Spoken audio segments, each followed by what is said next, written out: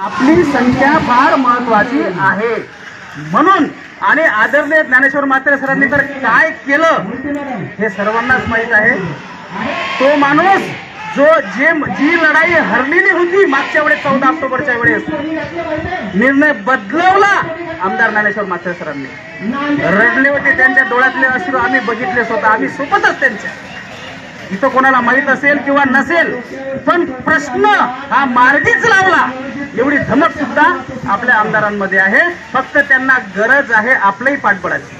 म्हणून मी पुन्हा एकदा सांगतो की ज्याला ज्याला पगार पाहिजे असेल त्यानं कोणत्याही भूलतापाला बळी न पडता स्वतःच्या कुटुंबासाठी, स्वतःच्या स्वप्नांसाठी आणि जे आपण 20-20, 25-25 वर्षापासून ड्युट्या करतो, सर्व शासनाचे कामं करतो, तो हक्काचा पगार जर आपल्याला मिळवून घ्यायचा असेल तर येणाऱ्या जी तारीख सांगितलेली आहे 7 आणि 8 येणाऱ्या पुढचे 2-4 दिवस फार महत्वाचे आहेत। जर यशस्वी व्हायचं असेल निर्णय पत्रात पाळून तर आपण घेणारच आहोत, परंतु त्यासाठी तुमच्या गर्दीची गरज आहे।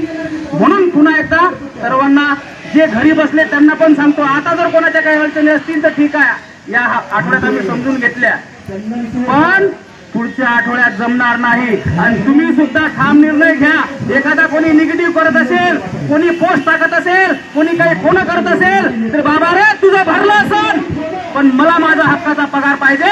आज माझ्या बायको लेकराची परिस्थिती मला माहित आहे, तुला माहित नाही आहे। माझ्या घरात चटणी भाकर आहे की नाही हे मला माहित आहे, तुला माहित नाही आहे। मी कर्ज काढलं हे मला माहित आहे, तुला माहित नाही आहे। मी कोणत्या परिस्थितीमध्ये जगतो हे मला माहित आहे, तुला माहित नाही। तू गप्प बस, आम्हाला जाऊ दे, आम्ही जाणारच आणि हक्काचा पगार मिळवणारच। हा ठाम विश्वास तुमच्यामध्ये असला पाहिजे आणि तुमचा विश्वासघात आम्ही करणार नाही आणि आपण लढाई जिंकून जाणारच। फक्त तुमची साथ द्या एवढंच बोलतो आणि थांबतो।